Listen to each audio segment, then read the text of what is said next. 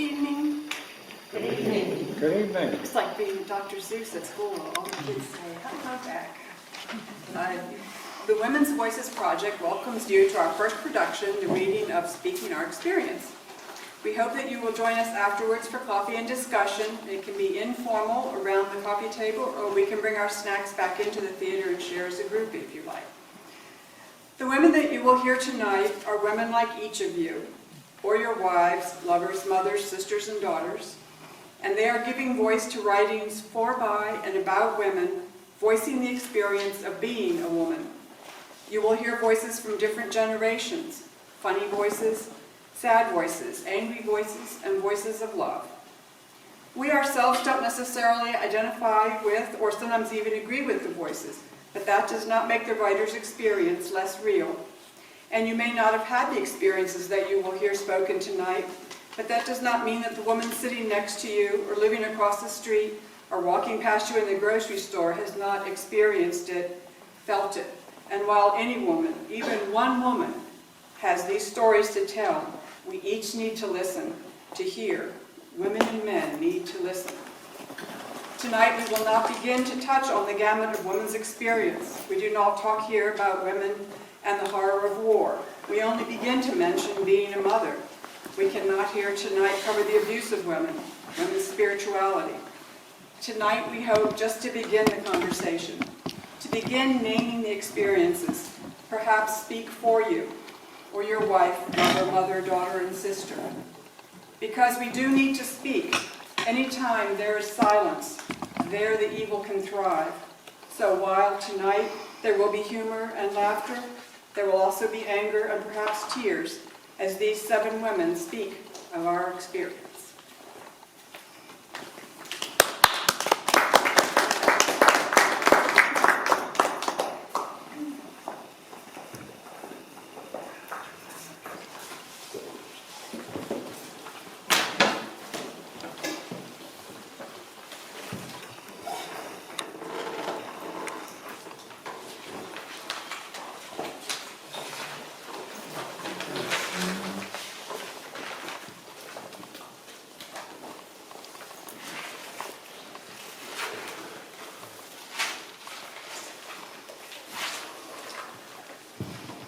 Speaking. Speaking.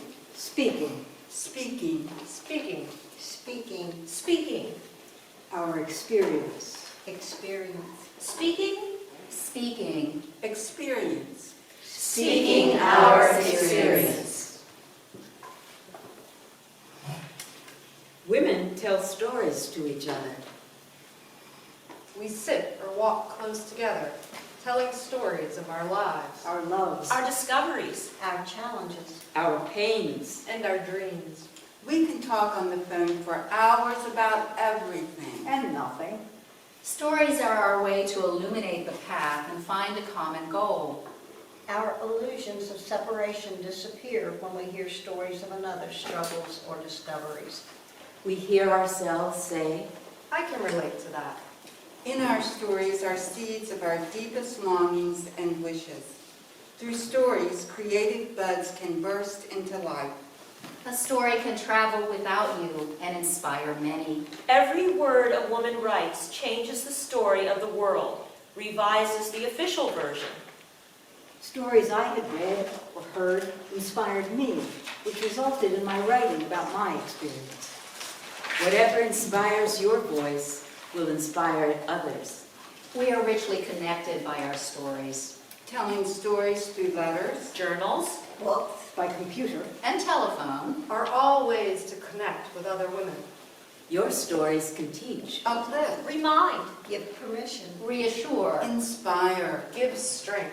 and allow humor. The tiniest story in your life can deeply touch another. You cannot know the effect your story might have.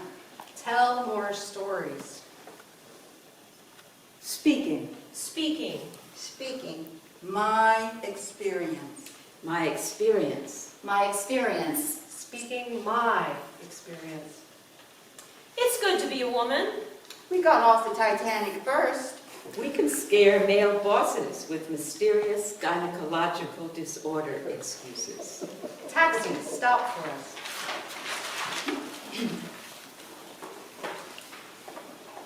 professional sort, really. Bit of a belly, kind eyes, smart, not my type. My friend Louisa introduced us. I thought, whatever for? But one doesn't like to be rude right away. So I perched for an easy escape and submitted to chat. He's got a stunning vocabulary, actually, which he employs without pomposity. Although, of course, the correct use and pronunciation of aficionado and acuity hardly merits sexual reward. I was literally counting down the minutes before I could gracefully dump him and retreat when I noticed his belt had missed a loop, which for some reason I found rather idiotically sweet. That's a dreadful word to describe a man, isn't it? Sweet? Not a man whose clothes you'll be tearing off anytime soon. But he was terribly, terribly sweet.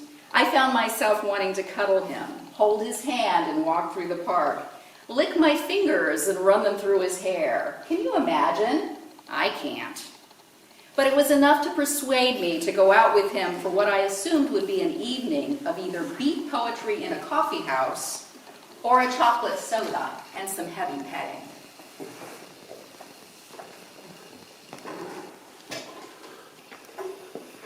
After the rain today, the sky was so big, big clouds, big feeling inside.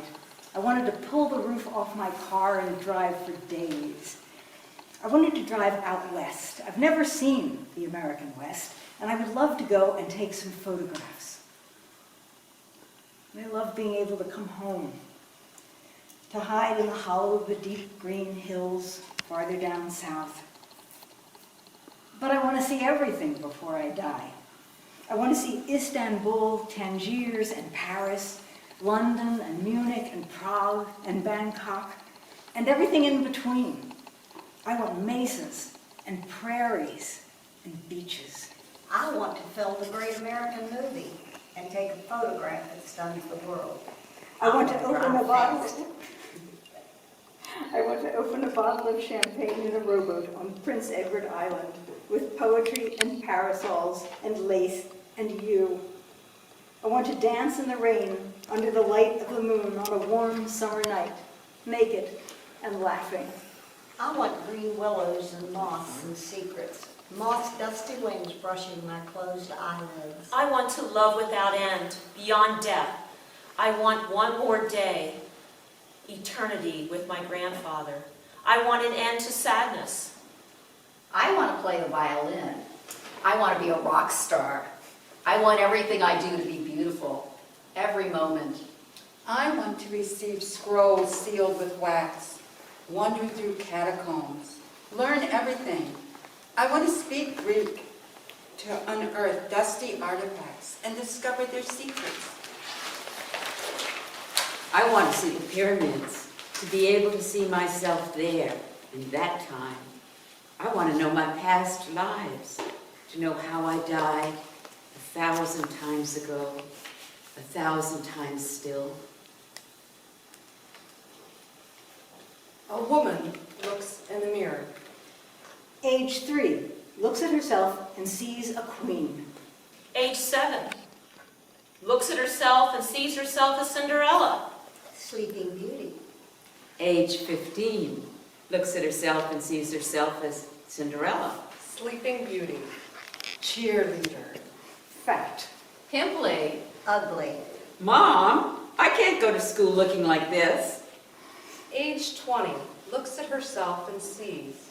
Too fat. Too thin. Too short. Too tall. Too straight. Too curly. But decides she's going out anyway. Age 30, looks at herself and sees. Too fat. Too thin. Too short. Too tall. Too straight. Too curly. But she decides she doesn't have time to fix it. So she's going out anyway. Age 40, looks at herself and sees. Too fat. Too thin. Too short. Too tall. Too straight. Too curly. But says, At least I am neat and clean. And goes out anyway. age 50, looks at herself and sees, This is what I am. And goes wherever she wants to go. Age 60, looks at herself and reminds herself of all the people that can't even see themselves in a mirror anymore. Goes out and conquers the world. Age 70, looks at herself and sees Wisdom. Laughter. Ability. and goes out and enjoys life. Age 80, doesn't bother to look. Just puts on a purple hat. and goes out to have fun with the world. Maybe we should all grab that purple hat earlier. If I Had My Life to Live Over by Irma Bombeck. Written after she had found out she was dying from cancer. I would have gone to bed when I was sick, instead of pretending the earth would go on into a holding pattern if I weren't there for a day. I would have talked less and listened more. I would have invited friends over to dinner even if the carpet was stained or the sofa faded. I thought love was goodness, wanting to share. Thought it meant like you hold out your hand and somebody takes it, holds it hard, and pulls you from the river. You talk. You tell him bits of yourself. You say, here's where I hurt, and you give it to him and he holds it and gives you where he hurts in return, and you hold it. And that's how you learn to love. You lean where he is strong, he leans where you're strong, and there's a joining somewhere. He could phone me. He knows how to use it. He must have broken down. I hope he hasn't had an accident. He has. He's had an accident, and any minute the police will come to the door and, oh well, he's run out of gas again. I wish he'd fix that gauge. You never know where you are with a faulty gas gauge. Maybe I should call the hospitals just in case. I can't send out a search party for a grown man. He's only 2 hours late. If anything's happened to him, I don't know what I'll do. I didn't say goodbye this morning. I didn't even kiss him. And now I might never see his face again. Oh, God. I should occupy my mind. Read a book, watch some TV. I'm just being silly. He's perfectly all right. We'll be laughing about it in an hour. If he isn't back by then, I'll call the hospitals. I don't really know what to say to them, and surely they'd call if he was in there. Unless he's got no ID on him, they might be waiting for someone to call. And what if he's in there all broken up? I don't think I could stand it. Best to just sit and wait. I can't bear to, just in case. Oh, I am. I'm being silly. I'll count the cars as they come past the window, and if he isn't back by, next week, then I'll call, maybe. Other voices. Women are only interested in trapping some man. No man likes an easy woman. Women are always playing hard to get. A man walking along a California beach was deep in prayer. All of a sudden, he said out loud, Lord, grant me one wish.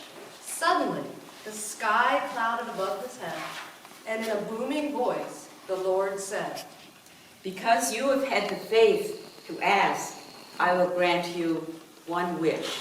the man said, Build a bridge to Hawaii so I can drive over any time I want to. the Lord said, Your request is very materialistic. Think of the logistics of that kind of undertaking. The sports required to reach the bottom of the Pacific. The concrete and steel it would take. I can do it, but it is hard for me to justify your desire for worldly things. Take a little more time and think of another wish. A wish you think would honor and glorify me.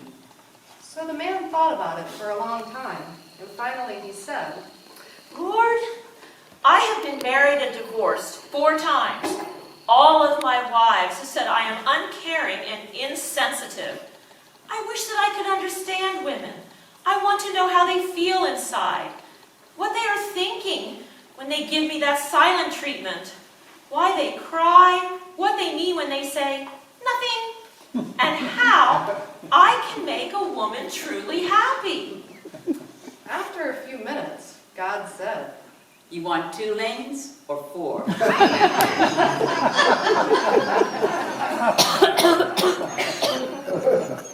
I first year in college, all through high school, I dated the same guy, Walter Flanagan. We were really in love, right? So much so that we decided to go to Carnegie Mellon together. That's this college in Pittsburgh. So, there we are, away at college, and there's suddenly no parents to worry about anymore. So we're just screwing like rabbits, just constantly doing it. And I wound up getting pregnant. So he begs me to have it. He says we should quit school and get married, and I'm telling him we'll screw up our educations. We thought about it for a week. My argument being there was no rush to have kids, you know. We could always have a baby a couple of years after school. So I got the abortion against his wishes. I mean, what the hell? It was my body, right? After graduation, we got married and immediately set about trying to have kids. We tried like hell for 6 months and nothing. So I went to a gynecologist to see if everything was okay on my end. It wasn't. My uterine wall had this fissure. It seems that the doctor who performed the procedure on me years before had somehow botched it. I'd never be able to have children. If I had my life to live over, I would have eaten the popcorn in the good living room and worried much less about the dirt when someone wanted to light a fire in the fireplace. I would have taken the time to listen to my grandmother ramble about her youth. I would have sat on the lawn with my children and not worried about grass stains. have you heard about the next Survivor show? 6 men will be dropped on an island with 1 van and 4 kids each for 6 weeks. And either take music or dance classes. There's no access to fast food. Each man must take care of his 4 kids, keep his assigned house clean, correct all homework, complete science projects, cook, do laundry, etc. The men only have access to television when the kids are asleep and all the chores are done. There's only one TV between them, and there is no remote. the men must shave their legs and wear makeup daily, which they must apply themselves, either while driving or while making 4 lunches. They must attend weekly PTA meetings, clean up after their children at 3 a.m., make an Indian hut model with 6 toothpicks, a tortilla, and 1 marker, and get a 4-year-old to eat a serving of peas. The kids vote them off based on performance. The winner, he gets to go back to his job. Quotes from his story. Will it be answered that we feminists are factious, discontented spirits, striving to disturb the public order and tear up the old fastnesses of society? So it was said of Jesus Christ. So it was said of our forefathers. So it has been said of every reform. Francis D. Gage, 1851. A woman is expected to regard it as complimentary to be told that she is in any respect the equal of a man. I do not know how many times in my life I have been graciously informed that I have a masculine brain. Barbara Wooten, Baroness Wooten of Abinger, 1897-1988. Man is willing to accept woman as an equal, as a man in skirts, as an angel, as a devil, a baby face, a machine, an instrument, a bosom, a womb, a pair of legs, a servant, an encyclopedia, an ideal, or an obscenity. The only thing he won't accept her as is a human being, a real human being of the female sex. D.H. Lawrence, 1885 to 1930. It's good to be a woman. We don't look like a frog in a blender when we're dancing. No fashion, no call that we make could ever rival the Speedo. We don't have to pass gas to amuse ourselves.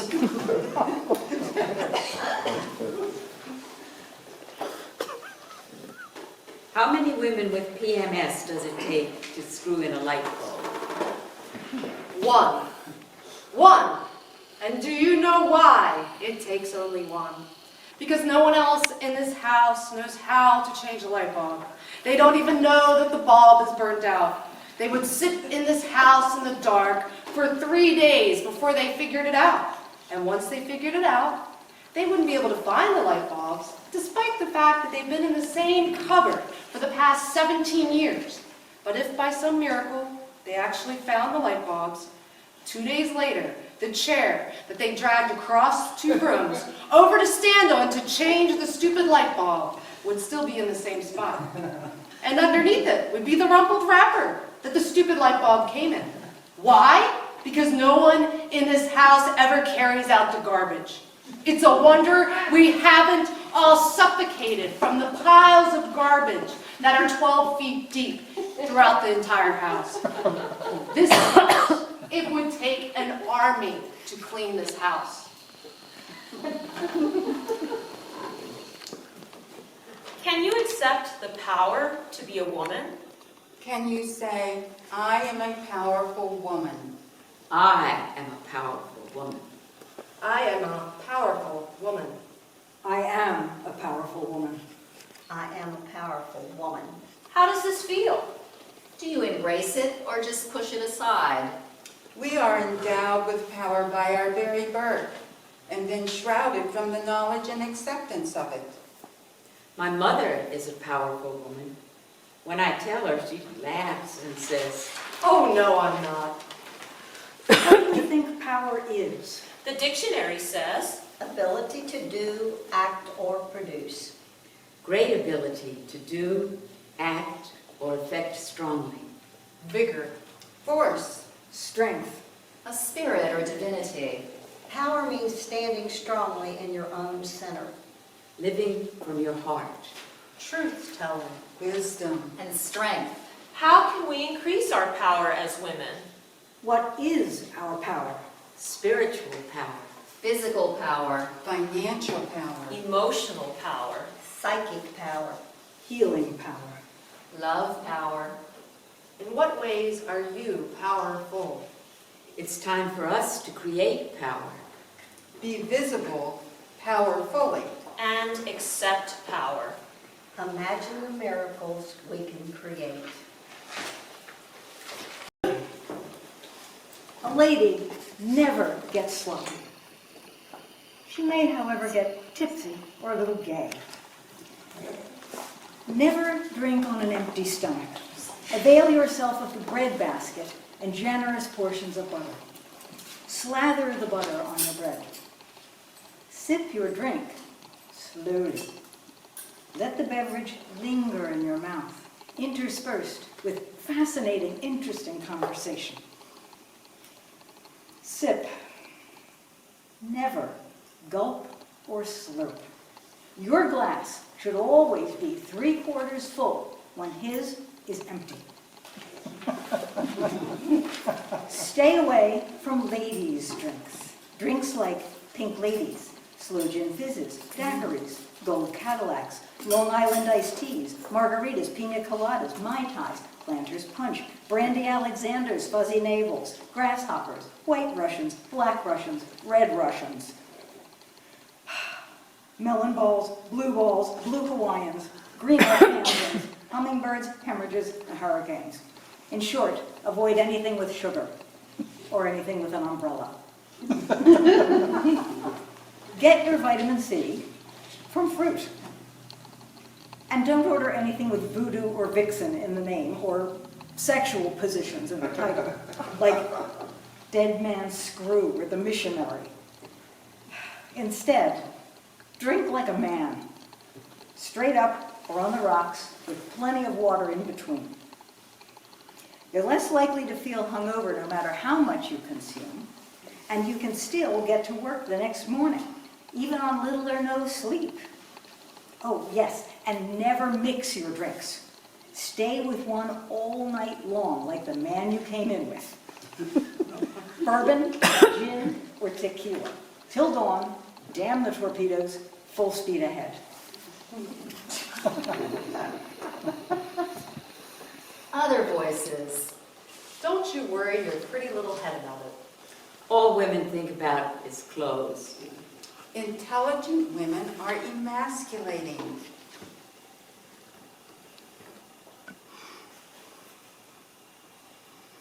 I was standing in a room at the top of a very tall building in the middle of town. The sky was full of stars. I was about to close the curtains, but I stayed at the window for a time, looking up at the stars. Then I looked down. I saw an old man and a little boy walking down the street. They were both dragging suitcases. The little boy's suitcase was as big as he was. It was a very bright night because of the stars. The old man and the little boy were walking down the street. They were holding each other's free hand. I wondered where they were going. Anyway, I was about to close the curtains, but then I suddenly saw a woman following them, carrying a baby in her arms. Did I tell you that the street was icy? It was icy. So she had to tread very carefully over the bumps. The stars were out. She followed the man and the boy until they turned the corner and were gone. She stood still. She kissed her baby. The baby was a girl. She kissed her. She listened to her heart beat. Her heart was beating. The baby was breathing. I held her to me. She was breathing. Her heart was beating. They took us to the trains. The trains. They were giving the babies away. Babies away. I took my baby and wrapped her in my shawl. My shawl. And I made it into a bundle. A bundle. And I put it under my left My arm. left arm. And I walked through. And he said, "What do you have there?" Out there. And he stretched forth his hand for the bundle. For the bundle. And I gave him the bundle. The bundle. And that was the last time I held the bundle. The bundle. And we got on the trains. Train. And we arrived at this place. This place. And I met a woman I knew. I knew. And she said, "What's happened to your baby? Baby. Where's your baby?" Your baby. And I said, "What baby? What baby? I don't have a baby. Baby. I don't know of any baby. Of any baby. I don't know of any baby."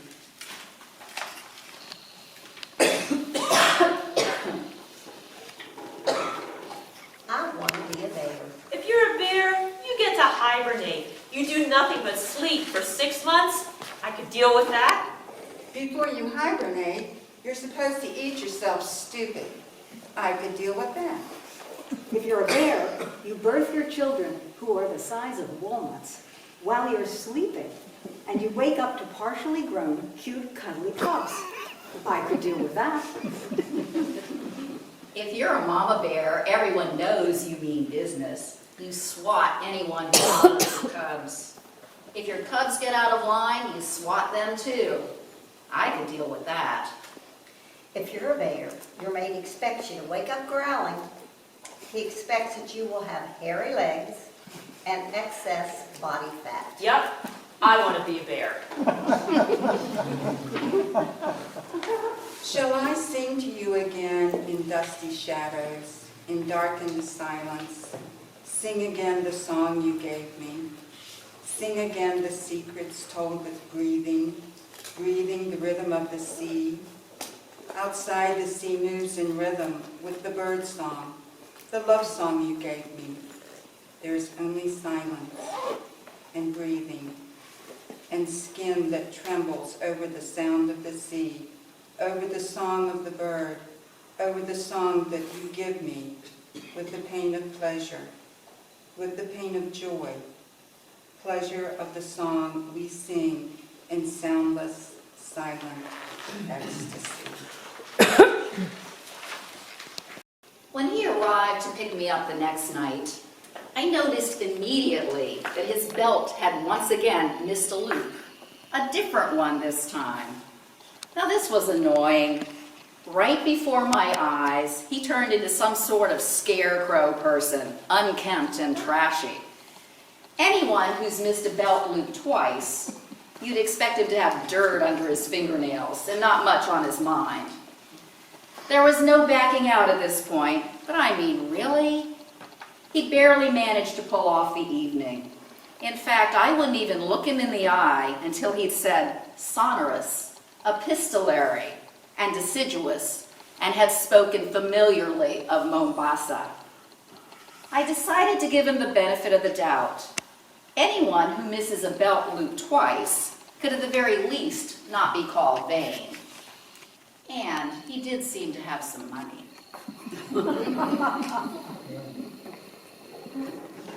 It's good to be a woman. If we forget to shave, no one has to know. We could congratulate our teammate without ever touching her rear. We never have to reach down every so often to make sure our privates are still there.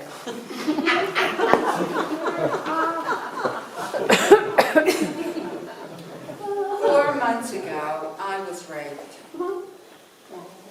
In the middle of the night, I awoke to the sound of someone outside my bedroom. Thinking my housemate was coming home, I called out her name.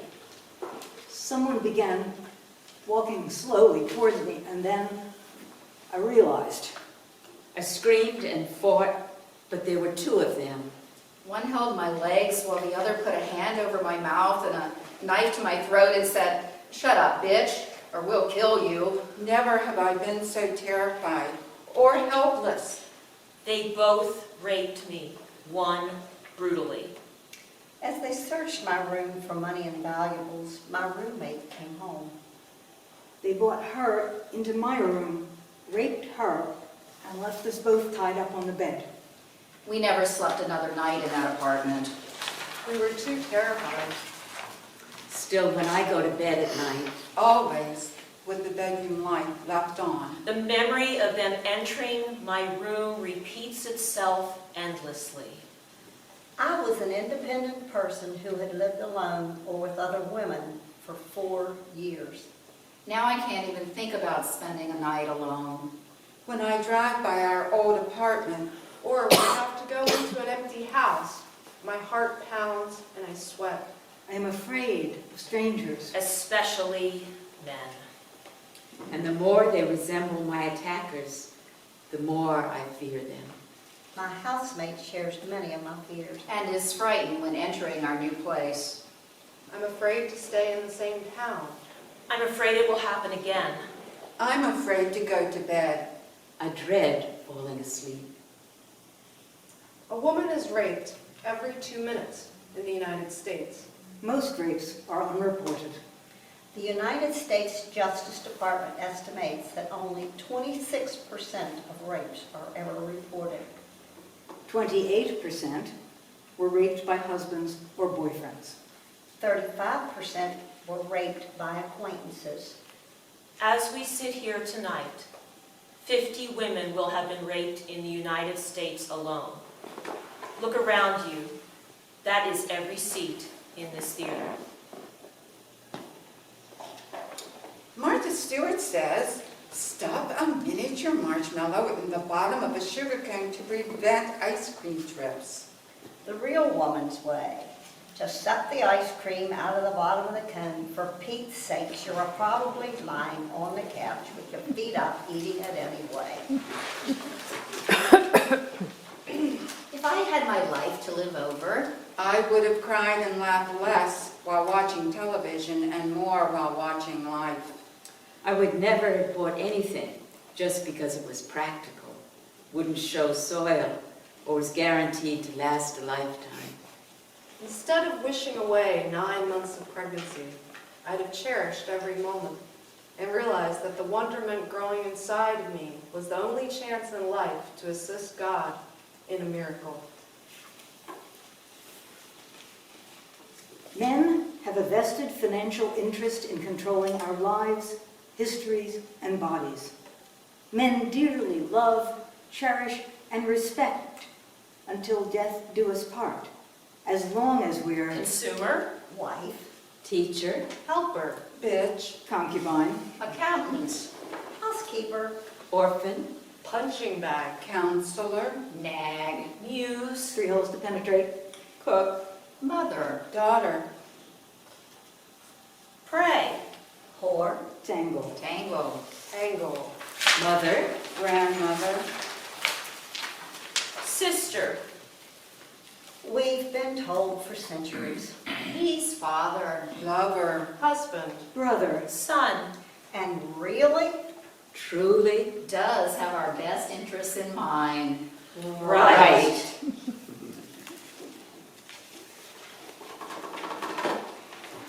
I don't like being a woman. I don't like it. I don't like being banished to the kitchen at parties, talking about stupid things with stupid females. I want to be where you are, with the men all laughing, drinking and smoking. I want to join in. I can't do the things you ask of me. I'm not like your other wife. I'm not cut out for the household chores. I cannot stand the monotonous, endless routines, the mindless activities involved. Who gives a fuck if the doorknobs are polished? Why make the bed just to sleep in it again? I can't see the point. It doesn't make sense. You do it if you want to. Hire someone. Hire your ex-wife. Anything just to get the pressure off of my back. I do my best for you, don't I? It's not like I'm lazy or stupid or incompetent. I starve myself for you. I try and get my fat bum down and my small tits up. I exercise. I know I'm no great cordon bleu chef, but I have a go. The thanks I get. Have you any idea what it feels like to drool over cookbooks all day, fantasizing about delicious recipes that I'm not allowed to eat in case I get fat? And even if I could eat them, I couldn't fucking cook them for the life of me because I'm so crap. What has happened to me? I was young and sexy, you wanted me. Now I'm a nervous wreck. What have I done? Where have I gone wrong? Other voices. women hate to be with other women. a woman who can't hold a man isn't much of a woman. Women are always crying about something. Eve in the Garden of Eden called out, "Lord, I have a problem. And the Lord said, "What's the matter, Eve?" I know you created me in this beautiful garden, but I'm lonely and I am sick of eating apples." "Well, in that case," replied the Almighty, "I'll create a man for you. What's a man? He's a flawed creature with aggressive tendencies, an enormous ego, and an inability to listen. But he's big and fast and muscular. He'll be really good at fighting and kicking butt and hunting animals. And not bad in the sack. Sounds great, replied Eve. There's one condition," the Lord added. "You'll have to let him believe that I made him first."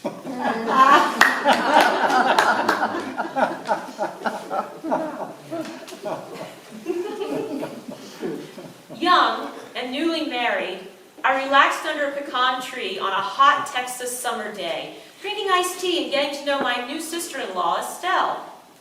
Not much older than I, but already the mother of 3, Estelle seemed to me experienced and wise. Get yourself some girlfriends, Lakrita, she advised, clinking the ice cubes in her glass.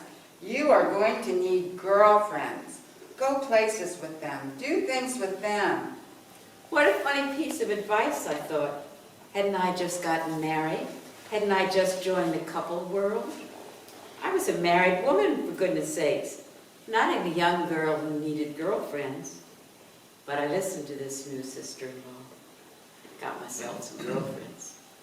As the years tumbled by, one after another, gradually I came to understand that Estelle knew what she was talking about. I remembered that she had said the word girlfriends with emphasis. As I went along, I discovered the subtle difference between friends and girlfriends. You go to work with friends, go to dinner with friends, go to church with friends, belong to clubs with friends. You send friends greeting cards. You need friends in your life. All girlfriends were once only friends. But a girlfriend is different. A girlfriend is not just like a sister. Sisters have a distinct bond, sometimes good, sometimes bad. Sisters flow from family attachment. Girlfriends choose each other. A sister can also be a girlfriend.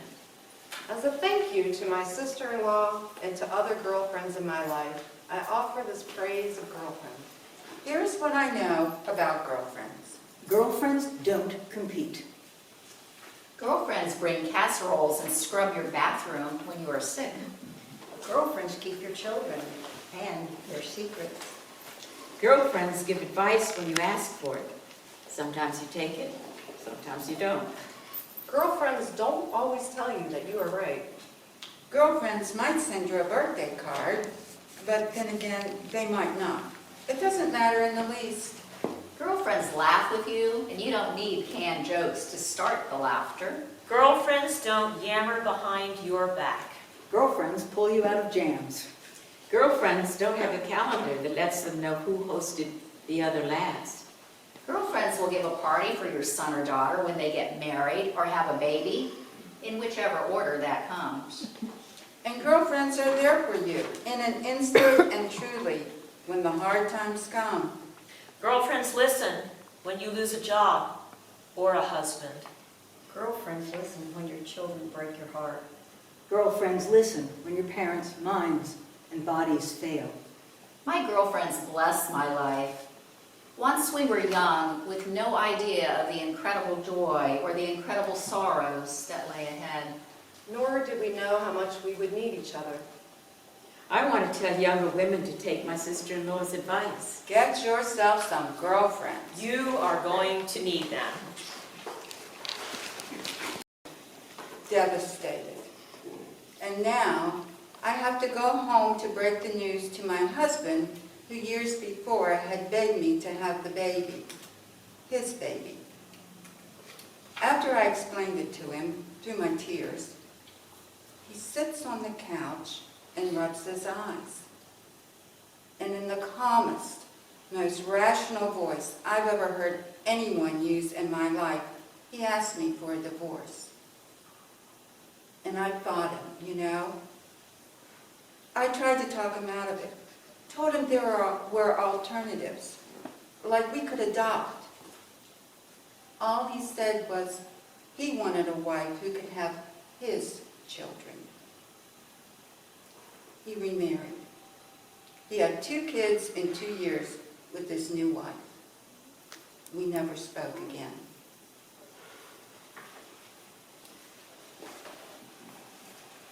Don't leave your drink unattended when you visit the ladies' room. There is such a thing as white slavery. The modus operandi is to spike an unsuspecting young girl's drink with a Mickey when she's left to powder her nose.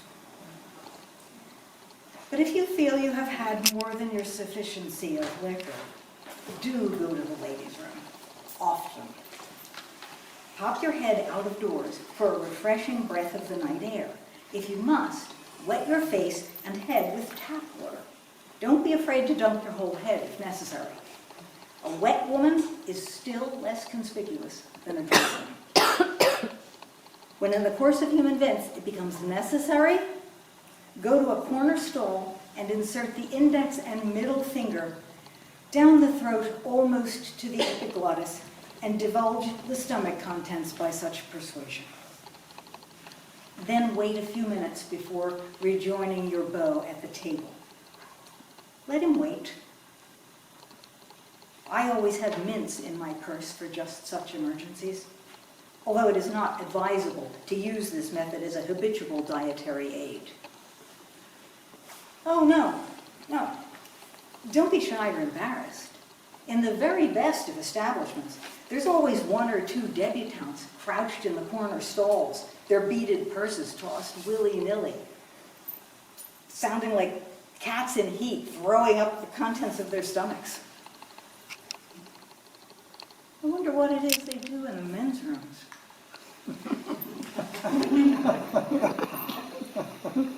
It's good to be a woman.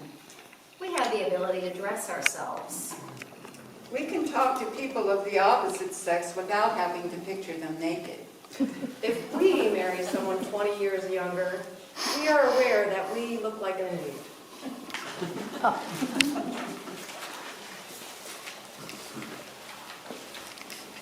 Touch, craving touch.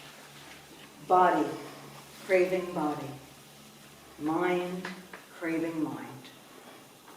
In the beating of the blood, in the rhythm of the love song, in the meeting of the thoughts, in the glory of the love song. In the love song is the glory of the love. More quotes from his story. Particular care and attention are not paid to the ladies. We are determined for men of rebellion and will not hold ourselves bound to obey any laws in which we have no voice or representation. Abigail Adams in a letter to her husband John in 1776. I go for all sharing the privileges of government, who assist in bearing its burdens, who pay taxes or bear arms, by no means excluding females. Abraham Lincoln, 1836. If I were asked to what the singular prosperity and growing strength of the American people ought mainly to be attributed, I should reply to the superiority of their women. Alexis de Tocqueville, Democracy in America, 1840.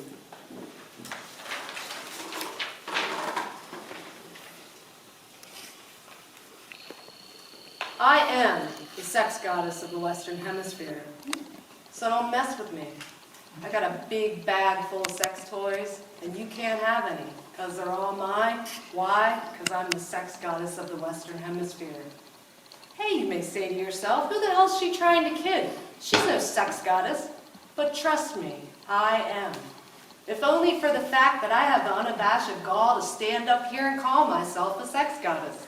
I mean, after all, it's what so many of us have at some point thought. We've all had someone who's worshipped our filthy socks and barked at us like a dog when we were near, giving us cause to pause and think, you know, I may not look like much, but deep inside I'm a sex goddess.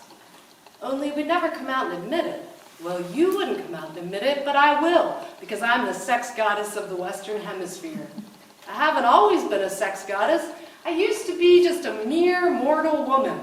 But I grew tired of sexuality repressed, manifest in late 900 number ads where three bodacious bimbettes heaved cleavage into the camera's twinking lens and sighed. Big girls, ooh. Bad girls, ooh.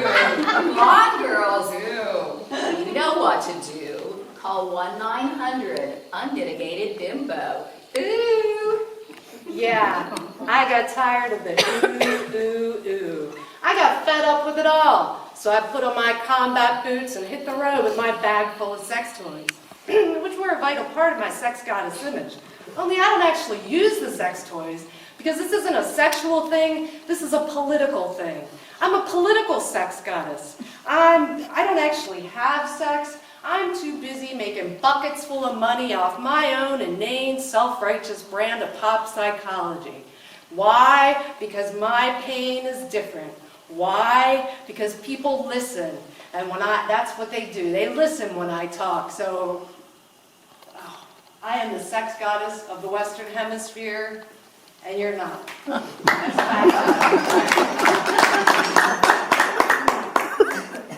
Other voices. Working women are unfeminine. If you're so smart, why aren't you married? It is a woman's duty to make herself attractive. If I had my life to live over, When my kids kissed me impetuously, I would never have said, later, now go get washed up for dinner. There would have been more I love yous, more I'm sorries. But mostly, given another shot at life, I would seize every minute. Look at it and really see it. Live it and never give it back.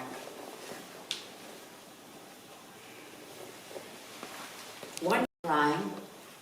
because I'm a woman, she told him. I don't understand, he said. His mom just hugged him and said, "And you never will." But that's okay. Later, the little boy asked his father, "Why does Mom seem to cry for no reason?" All women cry for no reason, was all his dad could say. the little boy grew up and became a man.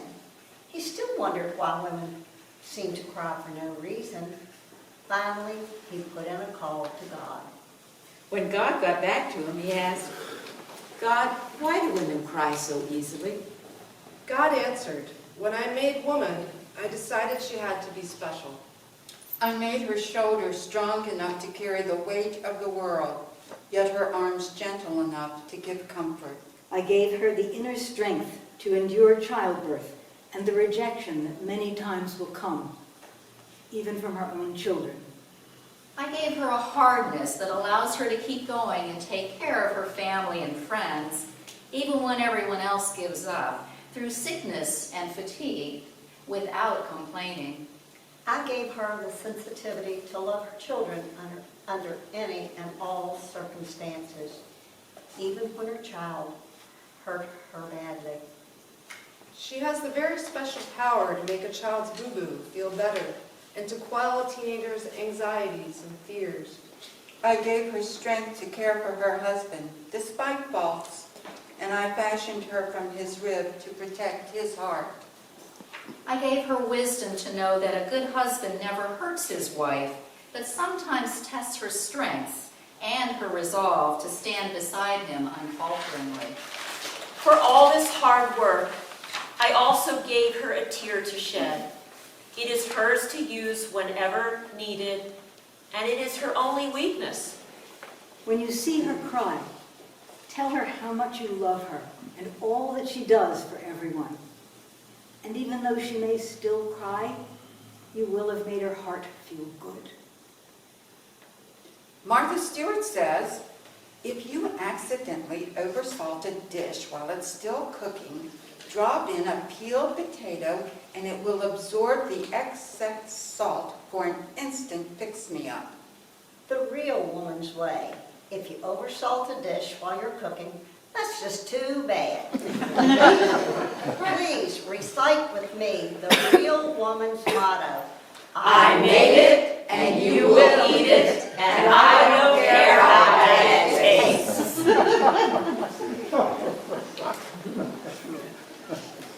Thanks to judicious planning and several trips to the ladies' loo, I once outdrank an entire regiment of visiting British officers on a goodwill visit to Washington. Every last man of them. Milk toasts. How'd they ever kick Hitler's cojones, huh? No match for an American lady. I could drink every man here under the table. Oh, sorry. As a last resort, when going out for an evening on the town, be sure to wear a skin-tight girdle, so tight that only a surgical knife or an acetylene torch could get it off you. That way, if you pass out in the arms of your escort, he'll get rubber burns on his fingers before you can touch your virginity.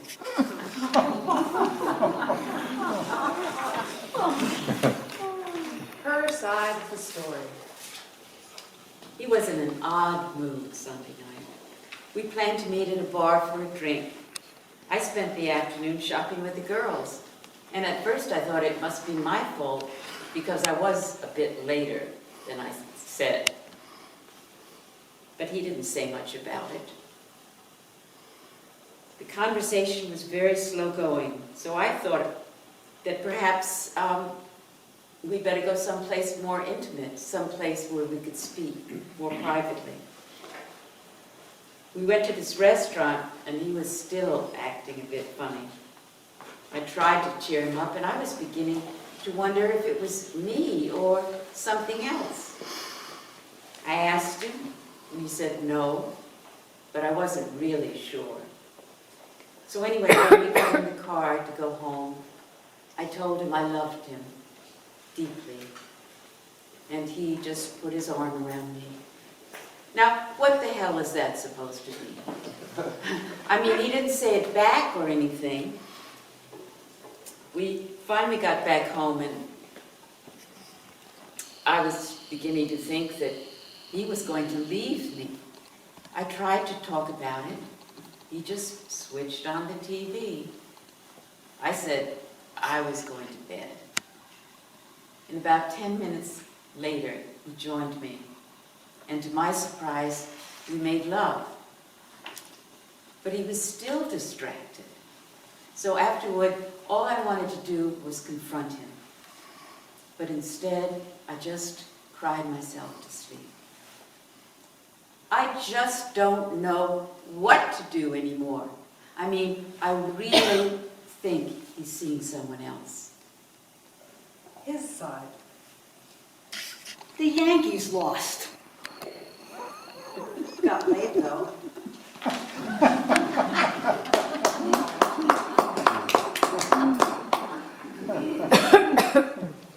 Quotes from his story. William Acton, 1884. Having taken pains to obtain and compare abundant evidence on this subject, I should say that the majority of women, Happily for them, Are not very much troubled with sexual feelings of any kind. As a general rule, a modest woman seldom desires any sexual gratification for herself. she submits to her husband, but only to please him. And, but for the desire of maternity, would far rather be relieved of his intentions. Some of my greatest, deepest, most gloriously intimate friendships have been and are with women. I have also felt horrified, afraid of exploring the dark side, and unable to practice fair fighting or any fighting with my women friends. There is such rich terrain to explore in women's friendships. All or most of us have mothers, and often we project our unresolved mother issues onto our women friends. My particular method was to leave when it got ugly. Sometimes this is good. Sometimes there was more to uncover that could have created a better resolution and ending. Nice girls don't fight. Yet not fighting ended almost every friendship I had that developed problems. One or both of us was so afraid to go into the darkness together, to speak our truths, and to describe our experience. These truths would have been oxygen. Some of my friendships died by suffocation. I would be so afraid of losing a friend that I didn't tell the truth and lose her anyway. We strike unconscious bargains with our women friends. One of mine was, I won't tell the truth if you won't leave me. This worked well as a vicious cycle. Repressing anger is common among women. We fear the outcome if we do express it. Repressed anger turns poisonous and ends friendships. I believe that the circles of women around us weave invisible nets of love that carry us when we are weak and sing with us when we are strong. Let's lean back and let the arms of women's friendship carry us and help us to know ourselves better and live our lives together. Who are your real friends? Do their faces light up when they see you? Are they able to celebrate your successes? Do you tell each other the truth? Do you have ways to resolve conflict? Do you need more friends? How do women's friendships nourish and support you? Are you a marvelous friend? Martha Stewart says, cure for headaches. Take a lime, cut it in half, and rub it on your forehead. The throbbing will go away. The real woman's way. Martha, dear, the only reason this works is because you can't rub a lime on your forehead without getting lime juice in your eye. And then the problem isn't your headache anymore. It's because you're blind. Imagine flickering movie lights. Don't look. He's looking. I wonder if he's noticing. Comparing her breast to mine. How much footage can you take of one woman's breast? Slow motion? Only a male director would do this. Only a male director would ever assume that an entire audience would be interested in 15 minutes of footage of one woman's breast. And he's right. The entire audience is glued to the screen. Every last eye in the place glued. When he was showing the footage of the majestic Alps, everyone was fidgeting, but plaster a couple of boobies up there and people stopped breathing. I can understand it with the men, but you'd think the women would rebel. You'd think the women would turn and talk to one another, show snapshots of our children, or get up on the seats and dance, something. I'd like to see 500 men sit like houseplants for 25 minutes, while some female director exhibits the bobbling capacity of the male penis. In slow motion. Sure, I'm afraid to look at him. His lips are probably parted. There's probably a thin string of drool oozing from his mouth. Popcorn, dear?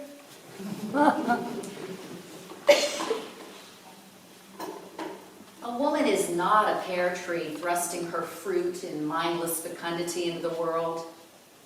Even pear trees bear heavily one year and rest and grow the next. An orchard gone wild drops few warm, rotting fruit in the grass, but the trees stretch high and wiry, gifting the birds 40 feet up among inch-long thorns broken atavistically from the smooth wood. A woman is not a basket you place your buns in to keep them warm. Not a brood hen you could slip duck eggs under. Not the purse holding the coins of your descendants till you spend them in wars. Not a bank where your genes gather interest and interesting mutations in the tainted rain, any more than you are. Now you legislate mineral rights in a woman. You lay claim to her pastures for grazing fields, for growing babies like iceberg lettuce.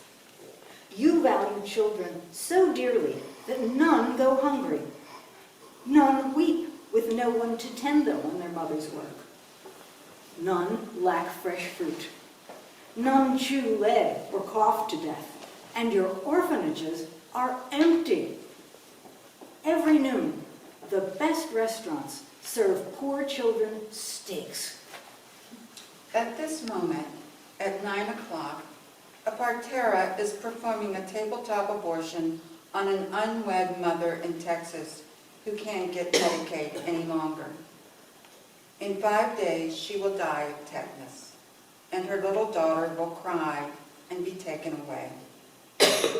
Next door, a husband and wife are sticking pins in the son they did not want.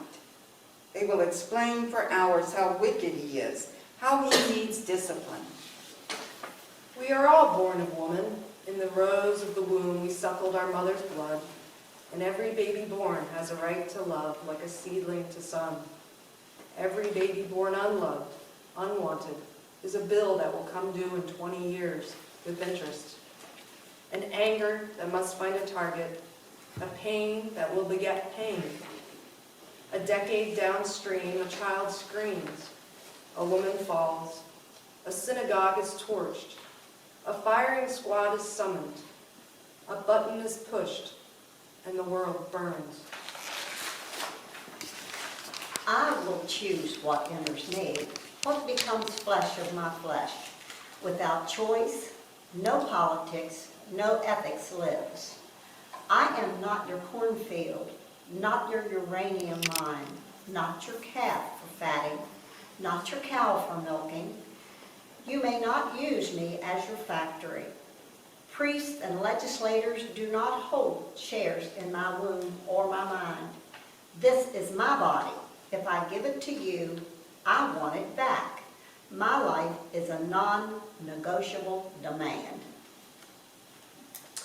It's good to be a woman. There are times when chocolate really can solve all your problems. We'll never regret piercing our ears. We can fully assess a person just by looking at their shoes. Women's Work by Marguerite Duras, 1914 to 1996.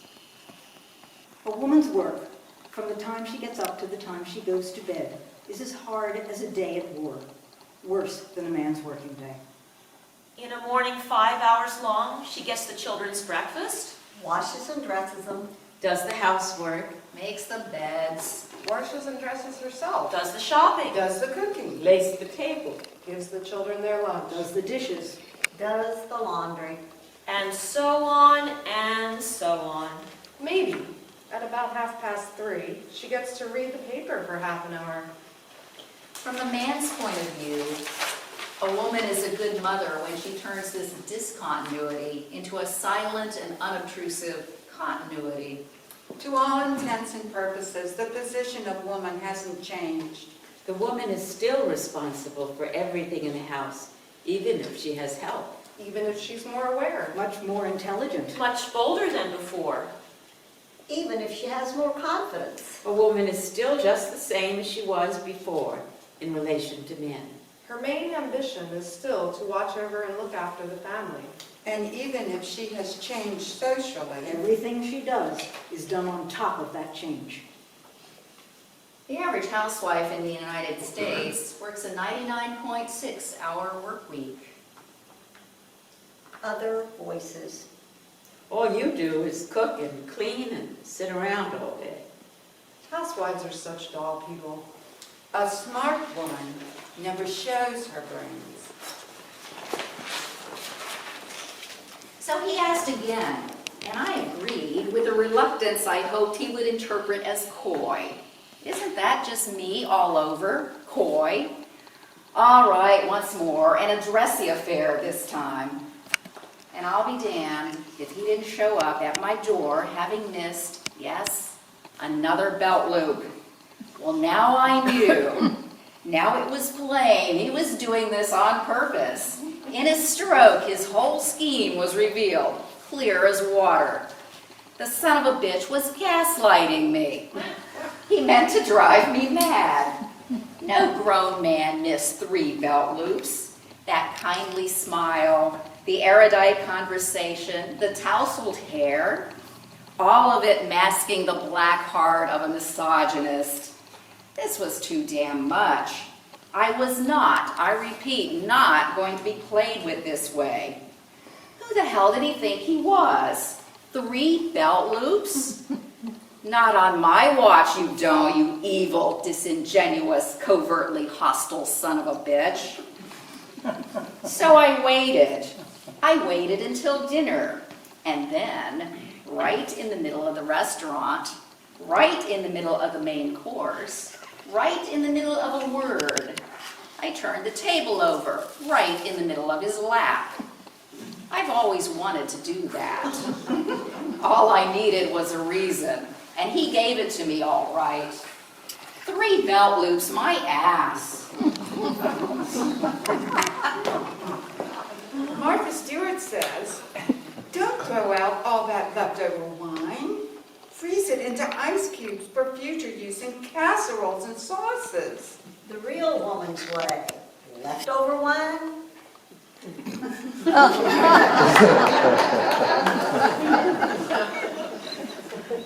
Seems like everybody is having sex but me. It's not that I'm against sex. I mean, it was clever of God or evolution or whatever to hook the survival of the species to it, because we're going to screw around no matter what. It was a smarter thing to pick than, let's say, the instinct to share your toys or return phone calls. We'd have all died out like eons ago. But on the minus side, God, all the attachment that goes with it. It's like this net. Sex always ends in kids or disease or, like relationships. That's exactly what I don't want. I want the opposite of all that, because it's not worth it. Not really, not when you think about it. Maybe I'm wrong. Maybe it's not all shit. Maybe. Some more quotes from his story. Women have served all these centuries as looking glasses, possessing the power of reflecting the figure of man at twice its natural size. Virginia Woolf. Being an old maid is like death by drowning, a really delightful sensation after you've stopped struggling.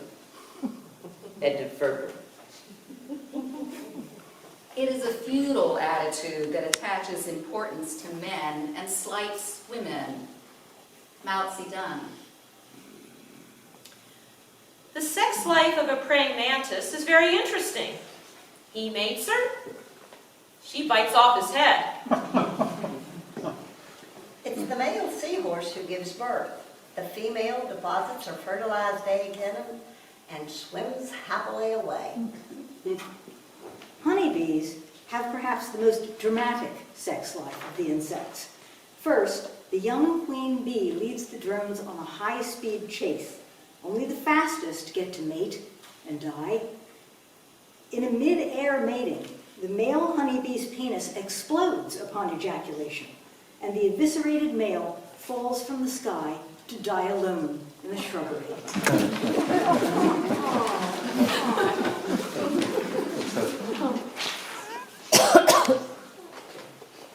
He never lifted a finger to me in all those years, and I've heard some terrible stories about violent men, murdering men, drunks and pigs and child abusers, wife batterers, and overbearing bastards, and I've pitied those women.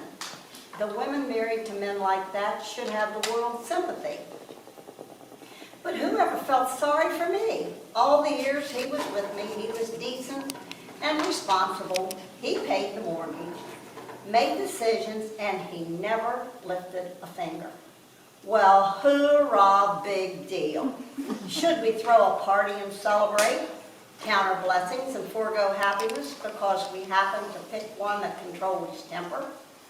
I wanted to feel more than lucky and relieved. I wanted to feel danger and excitement and opportunity too. Not live a life where the best I can say is there's nothing to complain about. We count ourselves lucky because there's always someone worse off than we are. And our life goes by, then we wake up and realize too late that it didn't have to be like that. Suddenly, you see things you could have done, the person you could have been. Night, blue sky, morning lover. Watching you sleep, pillow embraced in your arms. Your strong arms that held me with such promise just last night. Watching you sleep, tan so dark against my sheets, hair so blonde, so beautiful you are, my lover. My heart catches. I want to cry, to gather you close, to hold you, and in holding, remembering being happy, touching joy for only a moment, this one which is ours and is gone before it is. And so sunlight, blue sky, watching you sleep. Good morning, lover. Slow dance, A poem written by a terminally ill young girl in a New York hospital. Have you ever watched kids on a merry-go-round or listened to the rain slapping on the ground? Ever followed a butterfly's erratic flight or gazed at the sun into the fading night? You better slow down. Don't dance so fast. Time is short. The music won't last. Do you fly through each day on the fly? When you ask, how are you? Do you hear the reply? When the day is done, do you lie on your bed with the next 100 chores running through your head? You'd better slow down. Don't dance so fast. Time is short. The music won't last. Ever told your child, we'll do it tomorrow, and in your haste not see her sorrow? Ever lost touch, let a good friendship die, because you never had time to call and say hi? You'd better slow down. Don't dance so fast. Time is short. The music won't last.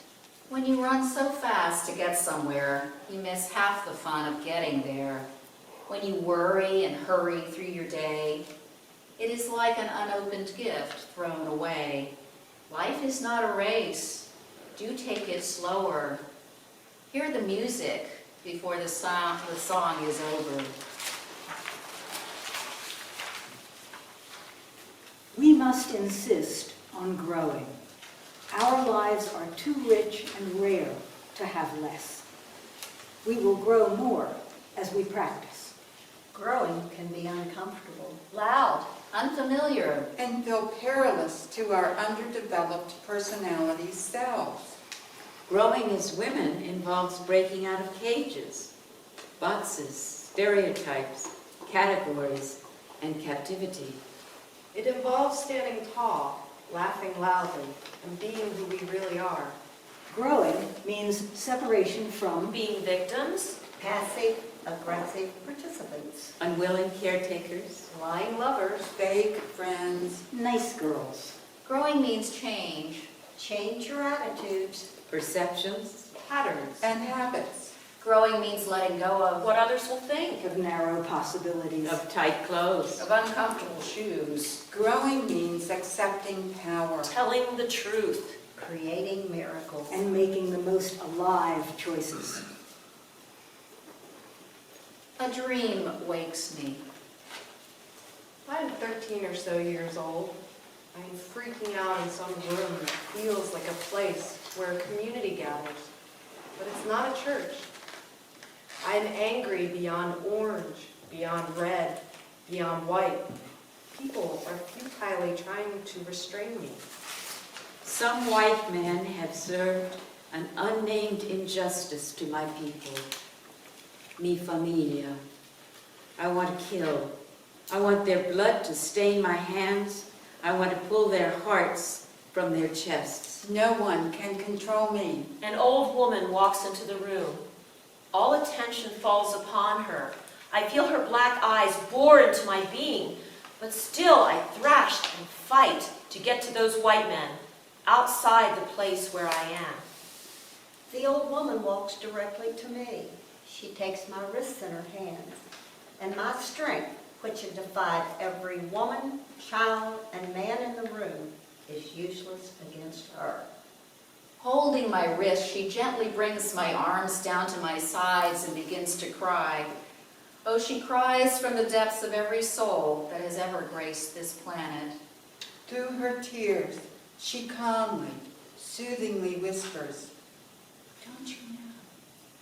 Only our stories can fight against these men. Only our words. You must say, 'Excuse me, sir, but I would like to tell you this story about my grandmother.' And the man will listen. Our words will enter his heart and kill his power from the inside." She stares into me. Only our stories, only our words. She continues crying as she says all this.